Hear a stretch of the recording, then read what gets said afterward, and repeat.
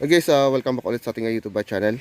Today guys, ang gagawin po natin ngayon is magkakasap po tayo rito ng mismong service entrance or yung ating main line na dadaanan para sa ating linya. Okay, so gagamitin natin dito guys sa PVC are, so dos. Kasi medyo malaki-laki yung wire na ipapasok natin para sa ating panel. At the same time, kakasahan na rin natin siya ng dalawang CCTV. Ayan, sa poste. So ipapalaman na natin dito sa buhos and then tsaka abang para sa solar. Okay. Ngayon isasamahan nyo na ako ngayon mga master. Boss, ito yung ating sa natin. Tatas tayo ng tensile para sa tiles. Mga dito na ako pulusok to. Pwede ko yung patin dito. Dito ko nakapatin sa bakan. Dito. Ay, dito sumasok sa punga. Sa gitna, sa punga.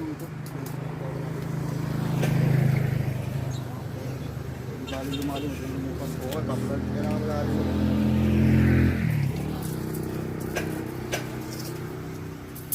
At dito lang pala yung post. Dito lang pala yung nakubukan. Diyan. Ayan. Yan. Okay, so sumukat tayo ito guys. Simula sa finish floor ng 140 para sa ating NEMA 3R. Ayan. So ibababaan ko na ng PVC.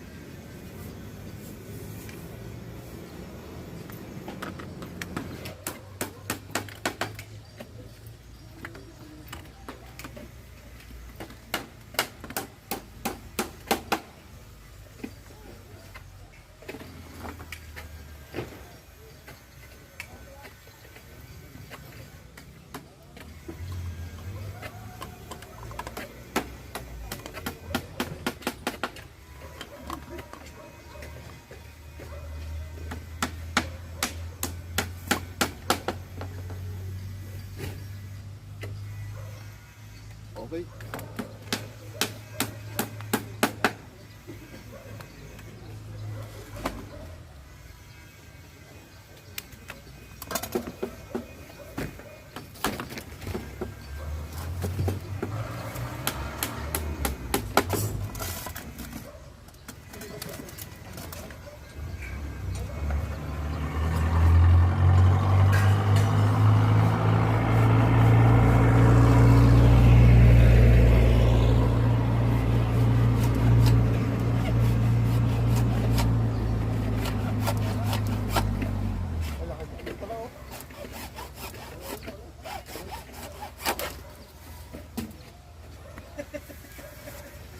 Okay, mga master.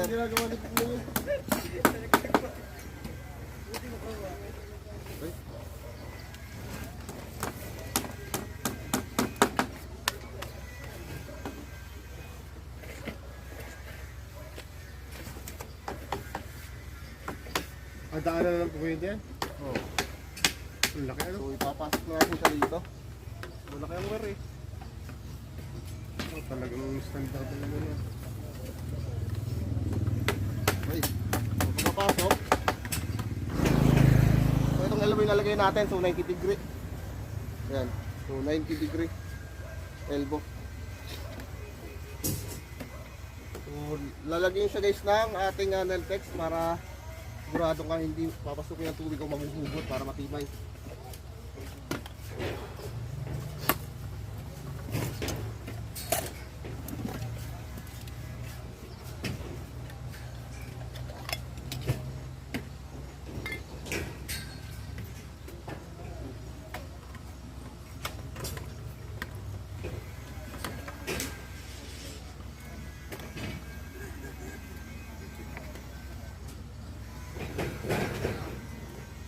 Wait. Muna natin.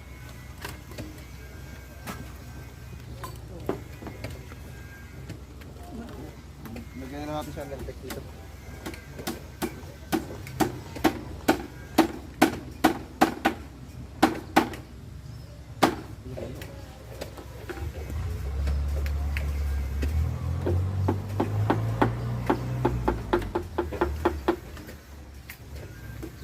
Kamayin nyo yan.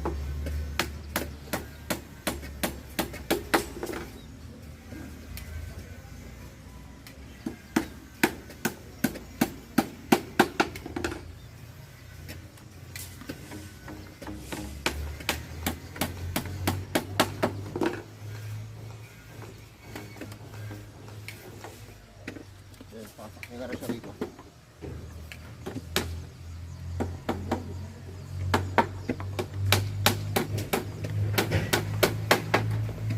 Yan.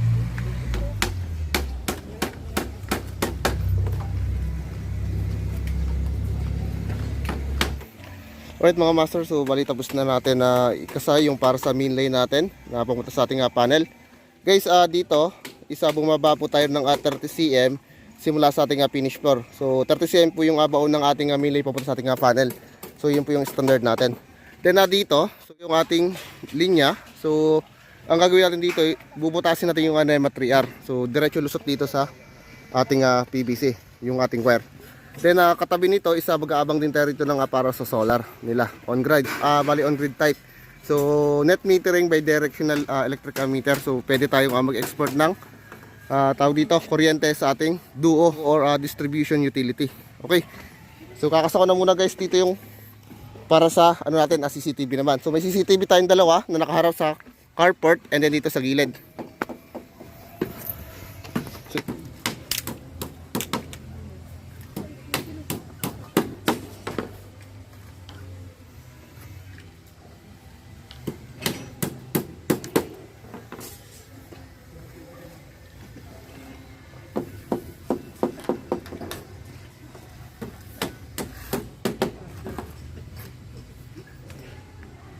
Dito sa ating poste yung dalawang PVC natin, lalagyan ko lang siya ng along L papunta ron sa ating bahay.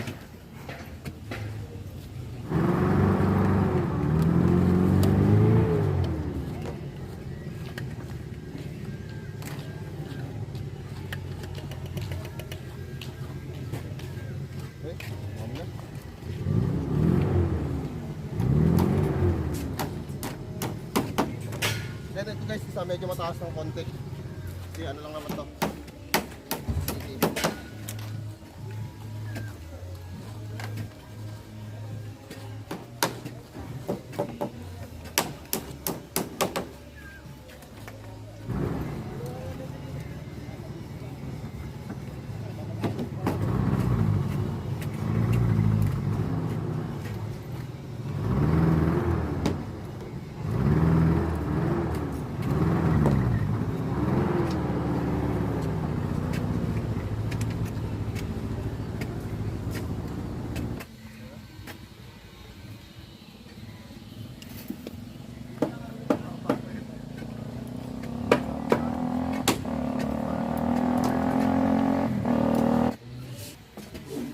Alright mga master, so yung last naman natin yung sa solar naman.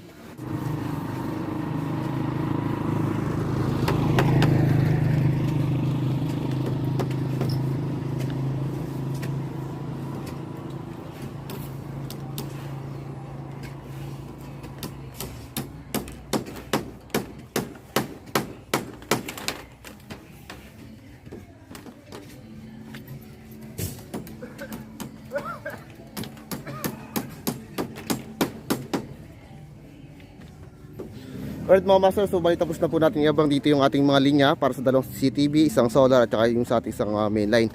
Ngayon papabuhusan na natin to, pero bago natin pabuhusan, kailangan po nating lagyan ng karton yung mga butas natin dito. So para pag-fix ng forma, kahit pa palis may pasak siya, after box ng forma, so tatanggalin natin yung pasak, then dudugtungan natin siya ng PVC para hindi pasukin ng halo, ayan, or yung mga tubig. So kumuha lang tayo isang karton dito. Nalaan, ipapasok natin. So, kailangan natin ng lagari. Sige ako yung mic.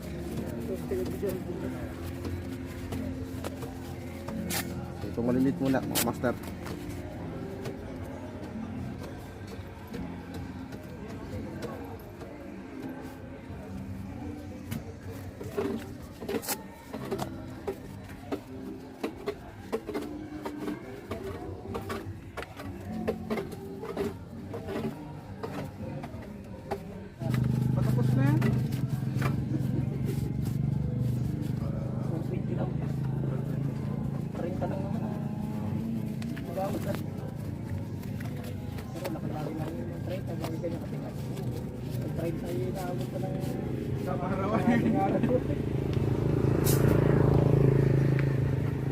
pinagkaiba dito, mababa na dito eh.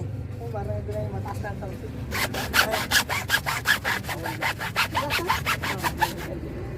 Tusukatin natin ngayon. Laki tulong mo no? Huwag na natin 20 na. 20. Taas dito eh. Ay, ba nakita mo naman na eh. Kaya natin 20. Kasi sa? Wala kaya natin.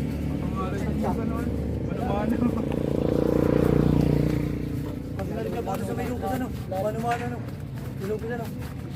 Nagsilpo, nilalagarin ko. Wala pa ako nakaganin ba yung silpo? Sinabi kaya nga kami nito dito lang tapos paglagari ito na yun. Wala nga ano? Lang kalender. May dali siya ako. Kung pinagamit ko nga, sa mga liit. Ginamit ko na yung mga kakot, ang may silpo. Nasira yung kakot. Ilang bakal pa lang ang nabuto. Wala ko isang araw para nasira. Pero nasa gilid naman tayo. Kaya natatakot yung forma namin. Maliliit na mga bakal ang gagawin lang. Hindi na ginagawin na sa yung safe, saka yung safe, marumano nang nagari. Hindi na nagari sa mga apat na sila. Ako, dalawa namin kadama, kasama namin dito.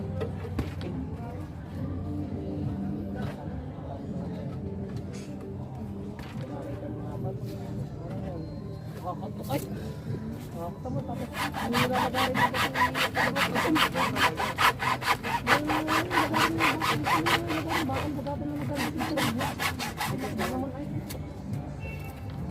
Mga master, so bali tapos na po tayo mag-abang dito ng linya para sa ating main line. So ito yung main line natin mga master. Ayan. So dos yung ginamit natin kasi malaki yung wire na papasok natin dito. So alanganin yung uno, so hindi magkakasya talaga. Kasi 3 wires tayo, line 1, line 2, at saka isang grounding conductors. Then tong isa na inabang ko na uno ay para po sa linya ng solar. So bali naka on grid yung ating solar dito. Bali naka net metering, so pwede tayong mag-distribute ng pwede tayong mag-export mga master ng supply sa ating duo, yung ating distribution utility. Then tong dalawa mga master, so 3 port yung inabang natin para po sa CCTV ng ating carport. So dito yung carport natin, tsaka dito sa may side, so kailangan makita. Okay, so dito naman from dito sa flooring, so ito guys ay binaon ko pa above dun sa ating finish floor. So simula guys dito sa ating tanse, so naglubog tayo ng 30 cm. So yung standard natin, so 30 cm dapat yung lubog natin mula sa ating finish floor. Then dito sa gilid, so meron tayo rito nga NEMA 3R. So magkasama yung ating tawag dito, yung main line natin, yung main line tsaka yung ating sa solar. So yung CCTV natin, so diretso pa sa taas, so iliko na lang natin siya rito at saka rito sa kabila kapag nagdire-diretso na yung forma natin. Okay, so yun lang. Then ipapakita ko na sa inyo guys yung ating electrical plan, kung ano yung ginawa natin dito. Right? Mga master, so bali konting explanation na lang muna tayo sa electrical plan. Okay? So electrical plan natin, maaari. Ito. So dito guys sa electrical plan natin, so ito yung ating load, computation, and description. Kaya lang hindi to guys masusunod. So susundin po natin yung kagustuhan ng ating kliyente. So yung kliyente natin dito is electrical engineer. So bali revised plan na po ito. Okay, so i-revise natin. Kasi gagawin tong may mga additional tayong solar. So hindi kasi nakadidis dito mga master yung sa solar. So ang mangyayari dito ay meron tayong mga some changes na babaguhin na linya rito. Then ito guys yung ating service entrance, kung makikita nyo. So sa service entrance natin, isa kulang yung details natin. So wala tayo rito yung sukat ng poste natin, yung ating service lateral. Pero ang service lateral naman natin, so lagi nang tatandaan, kapag sa Meralco, yung magiging ataas ng poste natin is 5 meters po. So saktong 5 meters. And then yung ating ataas ng meter base is 2 meters. Then simula sa meter base natin, pababa, yun na po yung ating NEMA 3R. Okay. So kanina ang ginawa ko is tinaas ko yung ating abang ng 140 cm. So titingnan pa natin, pero saktuhan na yon kung sa ilalim o magbubutas tayo ng panel. So depende, titingnan na lang natin kung magiging diskarte. Actual. Okay. So konting explanation na lang tayo. So dito, nakadito sa load Load computation and description. Ayan. So nakasaad dito, used to 32 mm squared millimeter. So wala tayong 32 mm. So malamang isa 30 mm. So baka nagkamali lang yung gumuhit ng plano nito. Yung sukat ng wire. So wala po tayong 32 mm. So 30 mm na sukat ng wire. Okay.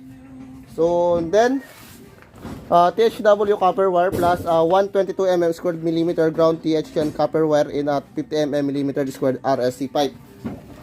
Ayan, so ibig sabihin, gagamit tayo rito ng dalawang 30 mm na sukat ng wire. Ayan. So medyo malaki na to, 30 mm. And then isang 22 mm na grounding conductors na connected sa ating NEMA 3R sa earth ground natin sa lupa, papunta sa ating panel. So lahat nagagawin po natin dito isa lahat to my ground. Okay. So standard ho 'yan. So ibig sabihin 3-wire system tayo, line 1, line 2. And then isang ground. So line 1 dito isa 110 and then line 2 isa 110 also. So bali line to line connection po yung gagawin natin dito sa ating lugar. So Meralco po. Ayan. Dito naman yung ginamit nating PVC, sabi ko nga kanina is 50 mm. So yun ay dos na PVC. So sakto yon. So dos yung ginamit natin na PVC para nga naman hindi tayo mahirapan magpasok ng wire. So para smooth lang siya. Kung mapapansin nyo rito, so sa 80 or yung ating ampere trip, so yung pinakang full load current natin ay ito. So 90.86 ampere. Okay, so dinetails na rito sa 100 ampere na. Okay, so bolt on type ELCB. Okay. Then dito naman sa panel natin, so hindi rin to masusunod. Okay, so sa mga susunod na araw once nag-start na tayo, so papakita ko na lang sa inyo yung mga ginamit natin dito. Okay, so MCCB gamitin natin dito na circuit breaker. So yun lang naman, bali pinakita ko lang sa inyo ang details ng ating plano. Okay, so ano na lang, bali pagkabuhos mag-slab, so medyo marami-rami tayo rito iabang ng mga ilaw. Ayan, so mga ilaw yan. And then pala guys, yung location ng ating panel. So dito ang location ng ating panel. Ayan, kumikita nyo. Ito. So ito yung panel natin. So dito sa part ng kitchen yan. Okay. So dito yan. Pakita ko sa inyo.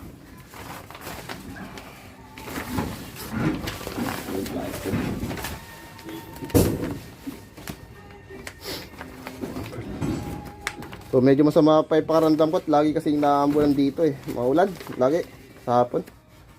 Kaya medyo barado yung ilong ko. Ayan. So ito mga master. Okay. Ground floor, ito. Ito, ayan. So dito natin guys ililipat yung ating pintuan. Kasi dito sa base sa drawing natin ay nandito yung ating panel. So bali ito ay hollow block na yan. So diretso asinta, so dito na tayo kakain. So dito na magkakapintuan. Kaya dito na natin siya ilalagay yung ating panel. So ito yung ating service lateral. So dito nakaharap yung ating PVC. Ngayon isa itutumbok na natin yan dyan. So maglalagay tayo isang box dyan para sa main circuit breaker ng first floor tsaka second floor. Siya nga pala mga master. So ang gagawin pala natin dito is separate natin yung ating circuit breaker from sa ground floor at saka sa ating second floor. Okay, so abangan nyo na lang yung mga gagawin po natin dito sa mga susunod na okay, kabanata. Okay, so yun lang po. Bale, ganito lang muna. So, hintay-hintay na lang tayo sa mga susunod natin gagawin. Ngayon, magpuputol muna tayo ngayon ng bakal. Okay, tayo lang muna tayo.